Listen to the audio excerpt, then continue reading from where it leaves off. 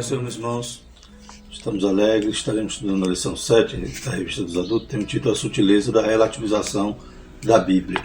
Revista que tem o tema Os Ataques contra a Igreja de Cristo, as sutilezas de Satanás nesses dias, que antecede a volta de Jesus Cristo, comentada pelo pastor José Gonçalves. Então estaremos abordando os temas que serão tratados nessa lição de forma sucinta.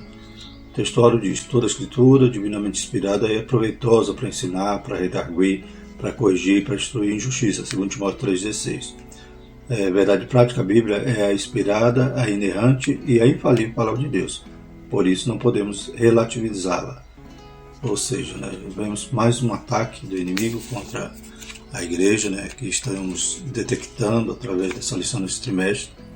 E esse é um dos mais ferozes, quando se tenta relativizar a Bíblia, ou seja, não crer que ela tem a verdade absoluta, que ela é a palavra de Deus, acaba se destruindo todas as fortalezas. Por quê?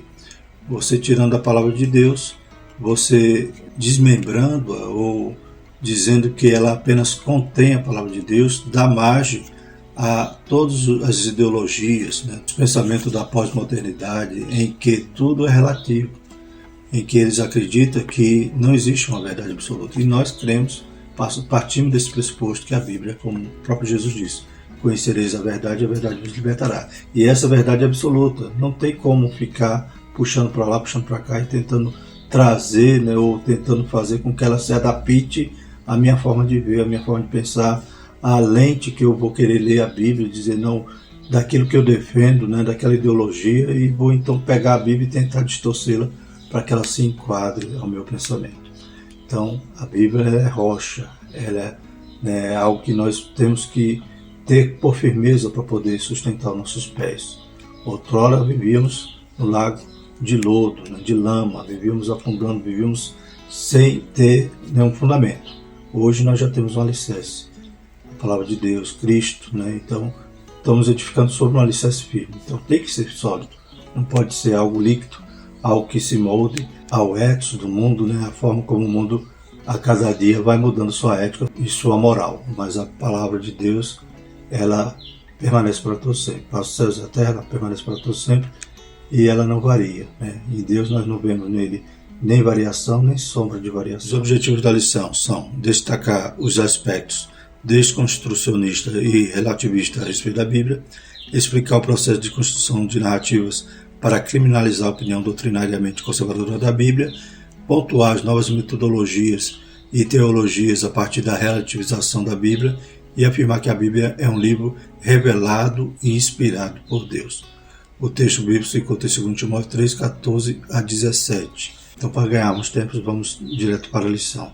O comentário diz na introdução: não é novidade que para ninguém que a Bíblia sempre sofreu ataques ao longo dos séculos. Não foram poucas as tentativas de desacreditá-la e até mesmo aboli-la. As táticas foram muitas e às vezes seus exemplares foram queimados, outras vezes a Bíblia foi considerada perigosa, obsoleta e desnecessária. Enfim, em diferentes momentos e épocas sempre houve algum levante contra a autoridade das Escrituras. Então a palavra do Senhor sempre foi atacada. O inimigo é sagaz, ele durante todo o tempo ele sempre quis destruir os planos de Deus. E a revelação que Deus nos dá, a sua palavra escrita, é algo que preocupa ele, é algo que tira a paz do inimigo, porque nós podemos então examinar as Escrituras e não errar. Glórias a Deus. Mas se você relativiza isso, você começa a acreditar ou imaginar que é um livro mitológico, como nós vemos aqui em relação a esse ataque à relativização da Bíblia. Então nós percebemos que o inimigo quer deixar a gente sem luz, sem lâmpada, quer que nós vivamos tateando, como hoje cada um crê do seu jeito, cada um imagina, e busca, envereda-se atrás de líderes que os conduzem à perdição, ao buraco. Mas nós temos luz, nós temos uma lanterna, como diz o pastor Agnaldo Betti, é lâmpada e luz, farol alto, farol baixo. Nós estamos com nossos pés guardados para não tropeçar. O inimigo quer tirar esse nosso sustentáculo, que é a palavra de Deus. Então já foi atacado de várias formas, foi queimada, foi proibida, na época da igreja primitiva, quem fosse encontrado com algum pergaminho, né? Tinha que queimar, era preso.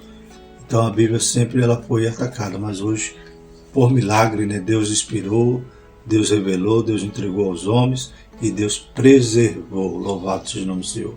Por isso que a Bíblia deixa bem claro, passa os céus e a terra, passa governo, passa regime político, passa moda, passa ideologias, passa filosofias, mas a palavra de Deus permanece para sempre. Temos 4 tópicos na lição, né? A Bíblia, o espírito desta era, a Bíblia e o politicamente correto, a Bíblia e o outro evangelho, e a Bíblia sempre atual, palavra de Deus. Então, no primeiro tópico, nós temos o subtópico, a desconstrução. Então, vivemos nessa época em que as pessoas estão querendo abolir, querendo destruir todos os fundamentos, principalmente, né, nós ocidentais que fomos formados a partir dos paradigmas, né, judaico-cristão. Então eles querem destruir isso porque acham que isso aí é opressor, que isso aí não condiz com a forma que o mundo quer viver, uma forma libertina, uma forma no pecado, uma forma que tudo pode, uma forma que tudo é relativo, né, algo que é tão grave, tão sério, tão, né, na Bíblia destaca como pecado para os homens hoje, né, depende da condição para ser pecado, para ser errado, para ser mal. Então isso, a palavra de Deus, ela não sustenta, né? Então ela não dá nenhum respaldo para vivermos dessa forma. O que era pecado há 50 anos, há 100 anos, continua sendo pecado hoje. Mas há essa desconstrução, né? A era do vazio, a pós-verdade, o fim da certeza, cultura líquida ou desconstrução. Então são formas diferentes de nomear o mesmo fenômeno cultural. Então é esse momento que estamos vivendo, a pós-modernidade, né? Então na modernidade ainda assim achava que havia, né, verdades absolutas, que havia algo, né, um padrão para se buscar. Na pós-modernidade já destrói todos esses fundamentos e agora então a gente vê que o pecado aflora porque as pessoas, né, querem dar vazão à sua forma de viver, à carne, e querem destruir qualquer fundamento, qualquer base, qualquer verdade. Então isso contrapõe o cristianismo procurando desconstruir não apenas a herança cultural, mas sobretudo o seu conjunto de valores éticos e morais e espirituais, né? Também a gente tem que observar isso. Quando vamos perceber a história, né, por exemplo, da teologia liberal, que também traz, né, essa ênfase de relativizar a Bíblia ou de, né, interpretar alguns livros como mitológicos, ou dizer que não é a palavra de Deus, mas sim que a Bíblia apenas contém, ou seja, se contém, então tem coisas que você pode desprezar. Mas nós cremos que ela é a nossa única regra de fé e prática, porque ela é a palavra de Deus. Então nós vemos também que nesse aspecto, quando se tira, né, o sobrenatural, quando se tira o poder, né, da palavra, como Paulo dizia que não pregava com palavras persuasivas, mas ele anunciava o evangelho com poder, quando se tira todo o milagre da palavra de Deus, aí vai querer apenas observar o aspecto moral. Mas aqui na lição diz que esse relativismo, essa desconstrução que ocorre nos dias de hoje, ela vai atacar os valores éticos, morais e espirituais. Então a Bíblia também não é um livro apenas de moral. Nós temos o aspecto espiritual, nós temos o aspecto escatológico, nós temos as promessas, o plano de Deus, aleluia, todo o desfecho que Deus já nos revelou que vai acontecer nessa terra. Então temos que estar preparados não para viver apenas de forma moral na terra, mas estarmos preparados para adentrarmos na nossa habitação, que é o céu. Louvado seja o nome do Senhor. Jesus não morreu em vão. Ele morreu para nos salvar, nos perdoar e um dia virá nos buscar. O relativismo, então. Dentro dessa nova configuração cultural, o relativismo é inevitável. Não há valores perenes ou absolutos. Tudo é relativo. Então, esse segundo subtópico do primeiro tópico demonstra, então, qual é a estratégia, né? Qual é a arma, né? Então, para desconstruir, é dizer que tudo é relativo. Então, alguma coisa, por exemplo, hoje o aborto. O aborto nós sabemos que é pecado, porque é assassinato. É matar intencionalmente. Então, mas, conforme, né, a forma que o mundo vê, tudo é relativo. Então, depende da situação, não. Em caso X, é permitido abortar. A lei também vai ao encontro desse relativismo. Mas a palavra de Deus não muda, né? Então, continua ainda, né, se praticando pecado, matar, né? E a Bíblia deixa claro, não matarás. Então há muito relativismo ético-moral que vem se insurgir na sociedade. e de forma sorrateira na igreja. Então hoje a igreja também tem sido vítima, né, desse relativismo, a ponto de pastores dizer, não, a Bíblia tem que ser mudada, tem que ser, né, renovada, tem que ser ressignificada. Ou seja, para poder abraçar, né, a forma como o homem vive hoje, abraçar, por exemplo, a prática homossexual, abraçar então qualquer outro desvio, né, da sã doutrina, aí a culpa é da Bíblia. Então ela que tem que ser, né, reinterpretada, como veremos aqui as hermenêuticas que têm surgido nesse propósito. O segundo tópico, a Bíblia e o politicamente correto, a criação de uma narrativa. Primeiro subtópico, destruir os fundamentos, que poderá fazer o justo, Salmo 11, 3, na nova versão Almeida atualizada. Essa pergunta do salmista ecoa nos nossos dias. Os fundamentos estão sendo derrubados e destruídos. É preciso observar que isso não é um fenômeno aleatório, impensado. Não. Trata-se de uma narrativa ardilosamente construída com o fim de desconstruir os valores cristãos e substituí-los por outros. Então a gente percebe hoje que muitos se levantam, né, e são sensíveis em determinado tópico a ponto de dizer, não, você está sendo, né, preconceituoso, homofóbico, está sendo fundamentalista. Então tudo isso vai se constituir uma narrativa a ponto, né, de dizer, como estamos estudando esse tópico, a ponto de haver então o politicamente correto.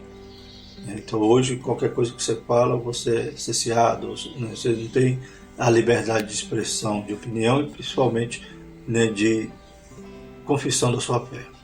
Então infelizmente é essa construção, né, filosófica, ideológica dos nossos dias que as pessoas têm vivido. Outrora é interessante quando a gente vai ver até os humoristas antigamente podiam fazer determinadas piadas que hoje não pode mais. Mas isso é uma narrativa que vem sendo construído a ponto de dizer, não, isso aqui, se você tocar, você será criminalizado. Mas interessante que o oposto aí não acontece. Por exemplo, eles não respeitam a religião. A gente vê nos carnavais, a gente vê nos festivais, né, nos shows musicais, e pessoas que não respeitam, né, os símbolos religiosos, não respeitam Jesus. Então, o politicamente correto só funciona para eles. Mas para os cristãos, não. Os cristãos têm se tornado, né, pessoa não grata nessa sociedade terrível que o diabo, né, a Bíblia diz que o mundo já é no maligno, o diabo então tem conduzido.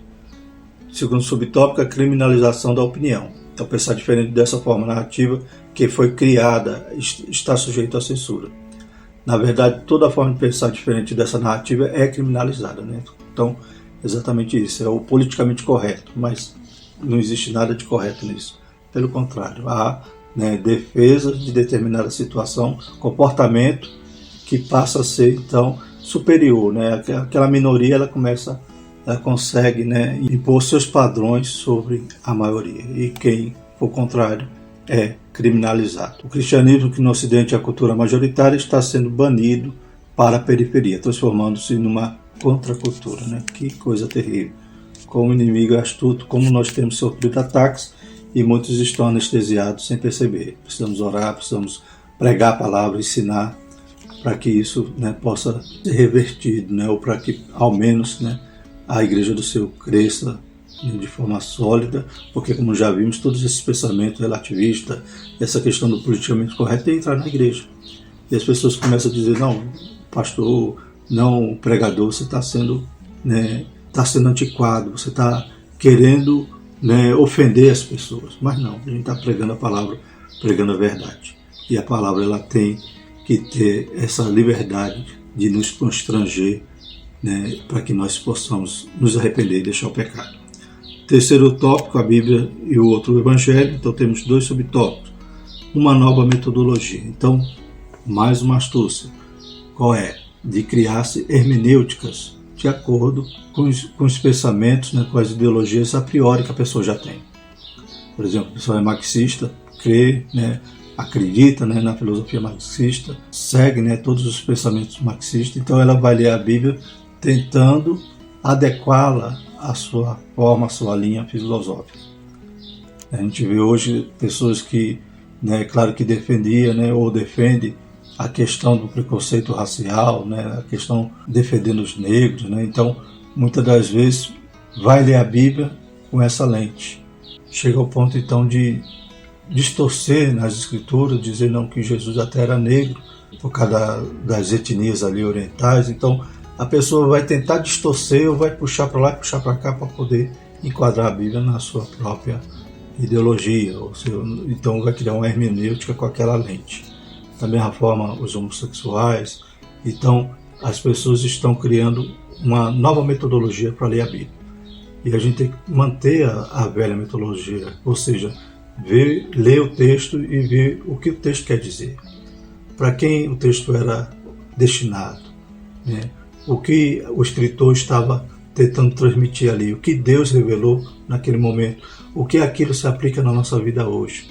Então o texto tem que falar conosco, não nós fazer com que a palavra de Deus fale o que a gente quer ouvir.